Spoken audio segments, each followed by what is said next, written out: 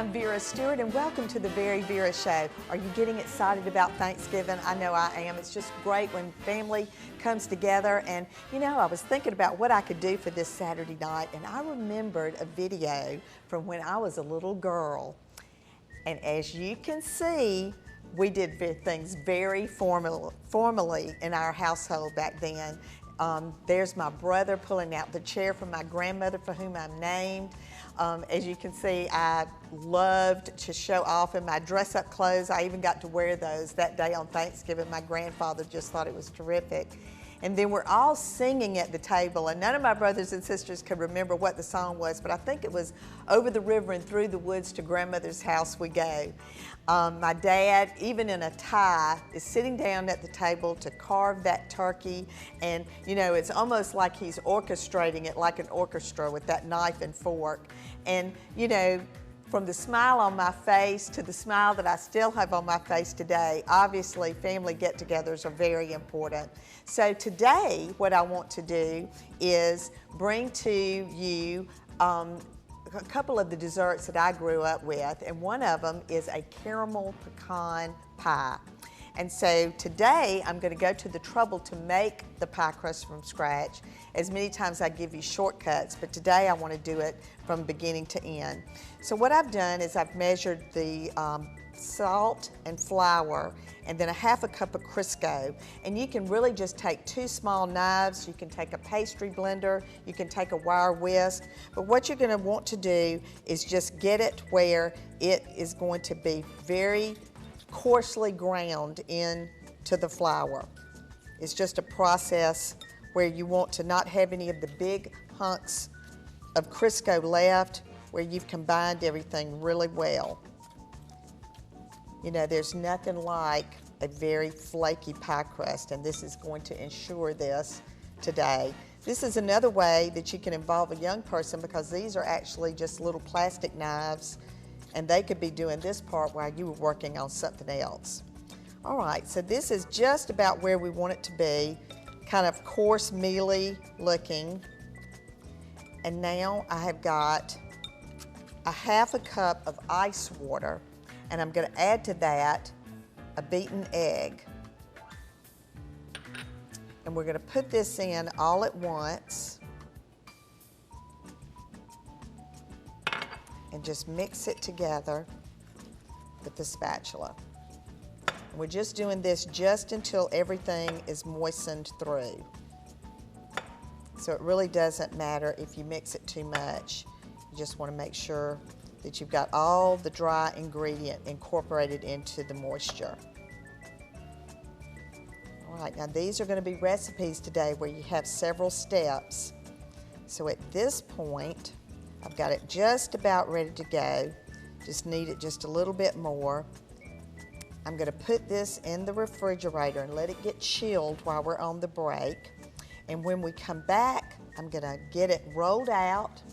We're going to get it in this pie pan, and then we're going to get started on a German chocolate layer cake, which was actually the one that I always got for my birthday. So come back with us after the break. Things are starting to happen in here today, so join us.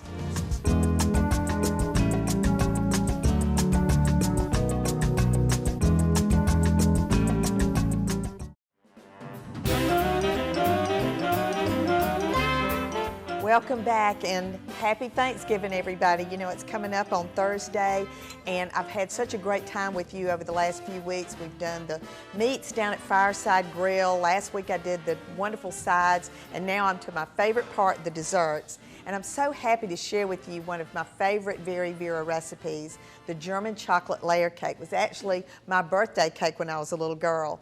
But while we were on the break, I went ahead and did a few things. I got the pans ready. I took the pan, flipped it over on top of a piece of parchment paper, and you can use wax paper. Just took my scissors and went around the outside and then cut those to go inside the pan. Then I've coated them with a good pan spray that has flour in it. Then the next thing I did was get the German chocolate, put it in the microwave with some water for about 1.5 minutes and got that melted, stirred that around. That's ready to go in the batter. And then finally, I've added the soda and the salt to the flour mixture. So now we're ready to go at the mixer. First thing you want to remember is you want that butter to be at room temperature. So I've got 2 sticks of butter in my mixer, and I remember to bring my guard this time so we're not going to have the flour and sugar going all over the kitchen. So we're going to just cream the butter, and then I'm going to add the sugar to this until it's really nice and fluffy. And you know, when I was making this cake ahead, I thought about how, you know, for those people that were really experienced cooks, that maybe the cost of the cake when we sold them at VeryVera might have seemed a little bit much. But I'm telling you, by the time you add up the ingredients and the labor, and if you mess up, you know, it was probably a bargain. But there's a lot of enjoyment in making your desserts from scratch. And my most important tip is to have all of your ingredients measured in advance so that you've got everything that you need when you're working with things like baking soda and buttermilk. The action in the cake is going to start right away, so you want to make sure that you've got all your ingredients handy. All right, so as you can see, this is getting really light and fluffy. It's separating from the sides of the bowl. And now I'm going to start adding the other ingredients. I've got 4 egg yolks, and I'm going to try to tilt my bowl so that one yolk goes in at a time, and just beat between each one of these. And I separated the eggs because this recipe actually has the beaten egg whites to make the batter and the layers really fluffy. And these are large eggs. I'm actually doing pretty well with that. Okay, last one. And then I'm going to stop the mixer and just get everything from the sides. This is looking just about right. All right, now the wonderful melted chocolate.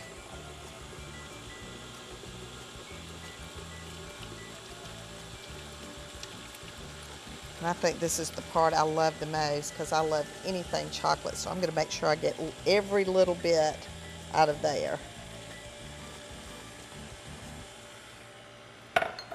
All right, then I've got vanilla.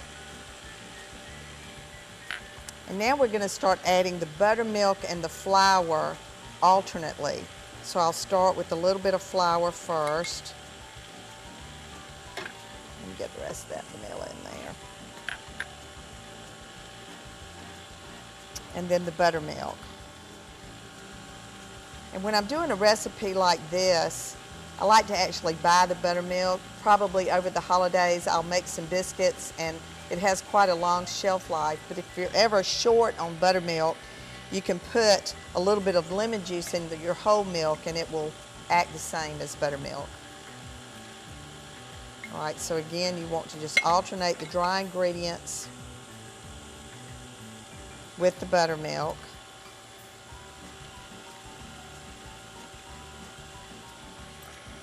This guard comes in handy, but you want to make sure you scrape that down as well.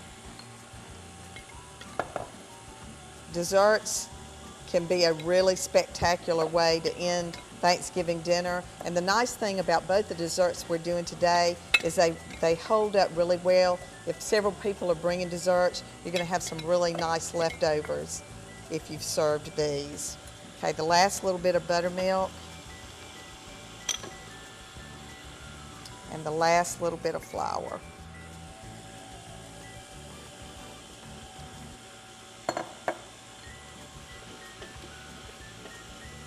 I'm going to turn the speed up just a little bit on that.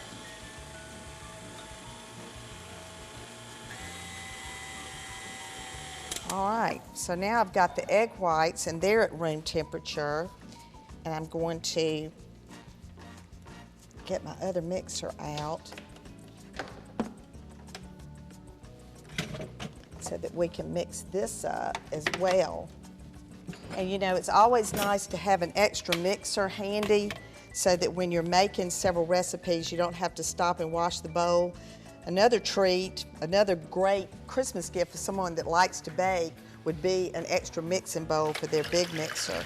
But I'm just going to beat these egg whites until they're nice and stiff, and then we're going to fold that into the already prepared batter.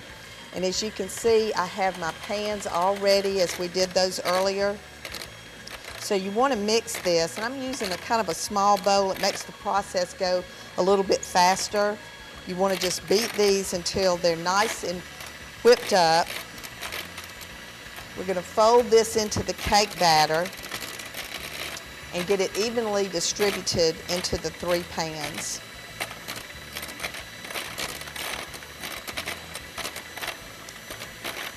All right, so this is just about where it needs to be. You want it to be nice and stiff. And again, this is just a way of making this cake a little bit lighter than an ordinary chocolate cake. So come back with me after the break. We're going to get this incorporated and into these pans, into a 350-degree oven for about 30 minutes, and we're well on our way to making a wonderful German chocolate layer cake.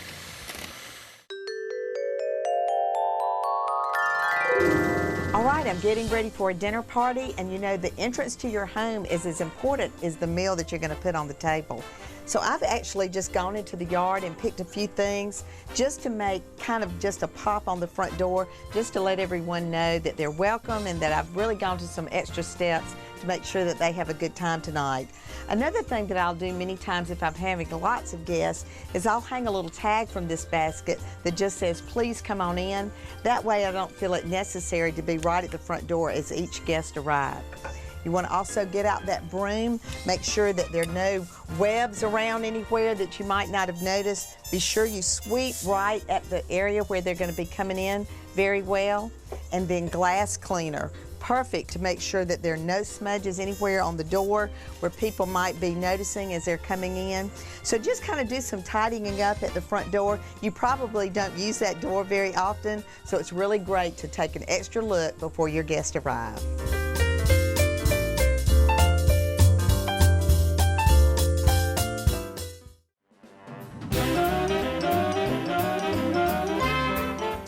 Okay, we've been a busy bee today, and even during the break I was working. What's up with that? So what we got accomplished was I folded the egg whites into the cake batter, really nice fluffy batter, got that distributed into the 3 cake pans, and I used a 1-cup measuring cup to evenly divide that batter between the 3 pans. Got that in the oven, it's baked.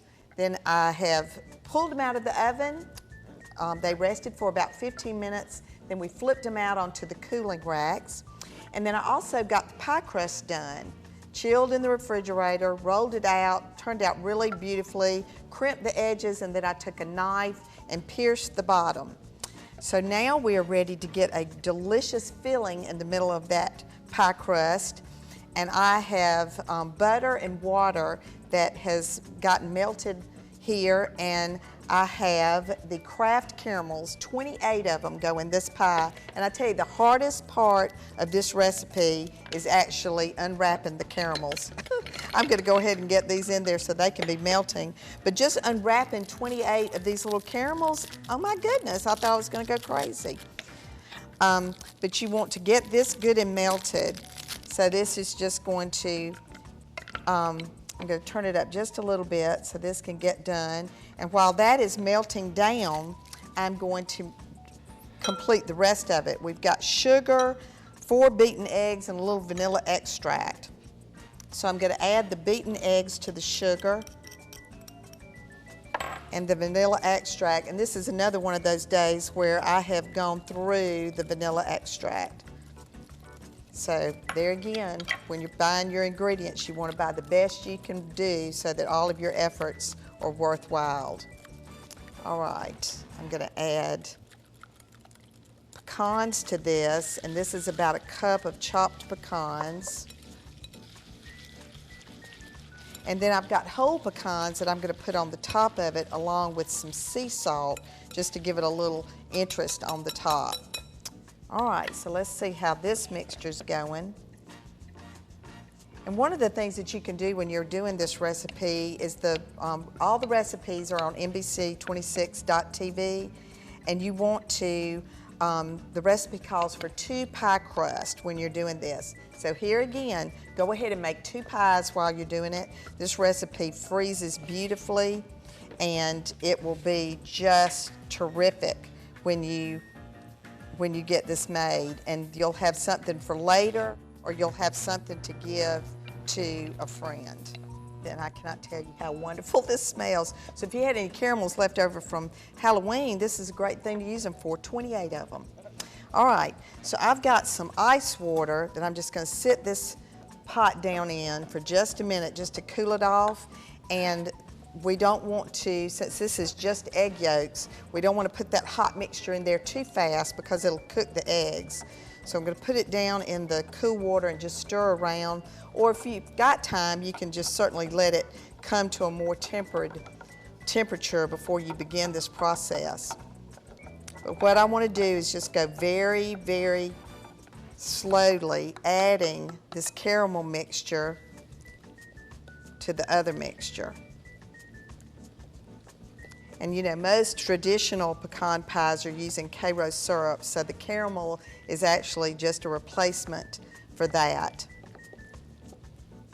So just stir it in as you go. And then this is when I'm going to get that spatula out. And probably, I know there's going to be somebody that wants to lick this spoon. All right, I'm going to use the spatula again in just a minute, but the pie crust turned out really beautifully. I love to crimp the edges, but you can also just use a fork. So this is ready to go into the pie shell. And this is a 8-inch pie shell. And then I'm going to take the larger pecans, and we're just going to make the outside look really pretty by taking one pecan at a time and going all the way around the pie. So come back after the break. This pie is going to be ready to slice. We're going to get the German chocolate cake icing made and that cake iced, and we're going to have quite a celebration. So come back with us after the break.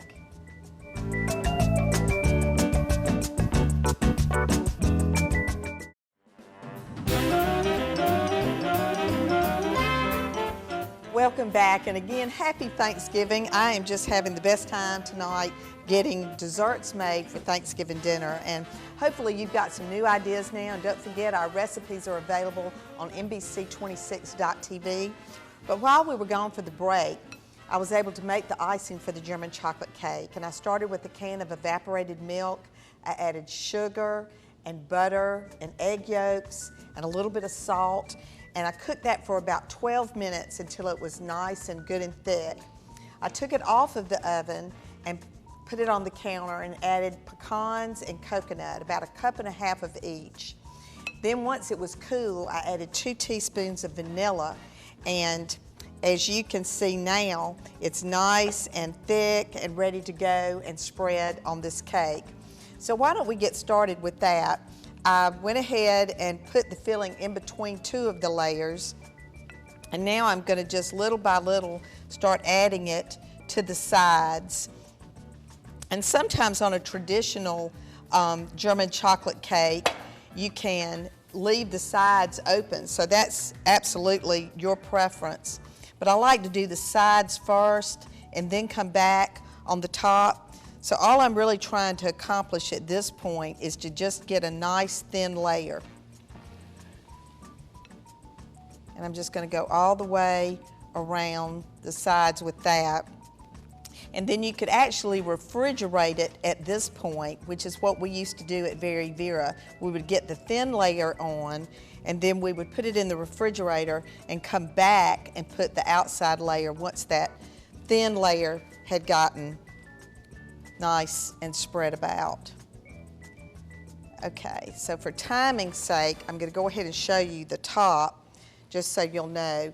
And we like to put about 1/4 of an inch thickness of icing on cakes. So you want to start going to the outside edges first and then make your way in. And in terms of icing a cake and starting with one, to me this is the perfect one because there's no swirl necessary, there's no real technique, you're really just spreading this around. So I will finish that shortly, but you can see the one that I did earlier just really turned out beautifully. And I want to give you a tip on cutting a cake. Instead of trying to cut one slice at a time from a whole cake, go ahead and cut about 1/4 of the cake out, and that lifts out really well with a knife. Just come under it, and then you can begin the process of cutting one slice at a time to go on your serving plates. The first slice of a cake never is attractive, and so rather than do it that way, try doing it one slice at a time. That's going to be really good. And then on the pecan pie, the same thing. Just don't worry about the first slice because it's never going to come out right, but just slice the pieces, and this filling is so nice and gooey and yummy. It's actually making a nice puddle on the plate, but you could use just some topping to go on top of each piece. Oh, I was about to put some on the cake. All right, and then maybe just one of the whole pecans, just put on the top. All of the recipes that I've made today will freeze beautifully, so if you've got a lot to do next week, why don't you go ahead and get started. The cake and the pie will last in the refrigerator for about a week, otherwise in the freezer for up to 6 months. I want to remind everyone that the whole month of December, every Saturday, I'm doing a cooking class at the cottage. I've got the schedule on the screen right now. I'd love to have your young people with me for that. I want to also remind you that Virginia Willis will be with us for our Christmas special. You don't want to miss that.